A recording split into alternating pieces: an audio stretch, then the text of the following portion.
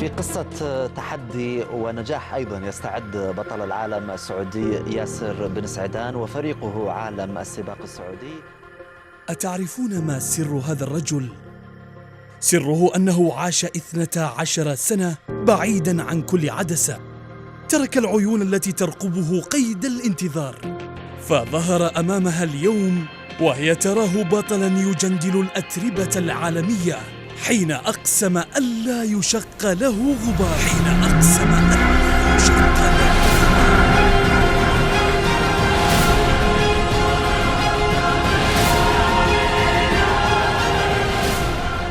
ياسر بن حمد بن سعيدان، ابن 36 من عمره كرجل، وابن 12 من عمره كبطل. فكر في احتراف رالي السيارات فقرر ثم أبهر، ومنها خط طريق الإنجاز الأصعب والأطول، حتى افتخرت به الرياض وأخواتها نظير سيره الأمثل. قد تستغربون مما سأذكر، لكن اسمعوا وقيموا ثم انظروا إلى من يستحق نظرة الإعجاب.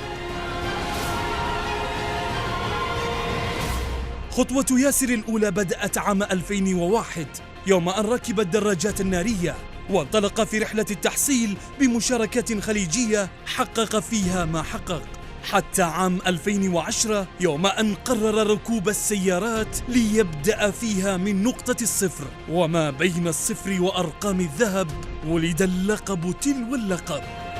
في سنة واحدة حقق ابن سعيدان المركز الأول في رالي حائل في سباقات فئة T3، ومن ثم طار للإمارات ليحقق فيها المركز الأول في سباق تحدي الصحراء، والمركز العاشر أوفرول كحدث هو الأول من نوعه أن يأخذ متسابق من سباقات فئة T3 إحدى المراتب العشر الأولى على مستوى العالم، وهو أول متسابق سعودي يتوج بطلا في ديزيرت تشالنج في هذا السباق، ليرحل هذا النجم إلى الأراضي القطرية محققا فيها المركز الأول لرالي قطر، ليقفز هذا البطل بسيارته فوق جبال الخصوم ويعتلي عرش بطولة العالم من فئة T3 قبل نهاية البطولة ب3 جولات، مؤكدا أن العزائم لا تأتي إلا على قدر أهل العزم. ويتلقى هذا البطل برقية ملكية كتبت بآيادي الذهب تهنئه بالإنجاز العالمي، ويتقلد بعدها أغلى الأوسمة السعودية وسام الملك عبد العزيز من الدرجة الأولى بأمر من خادم البيتين.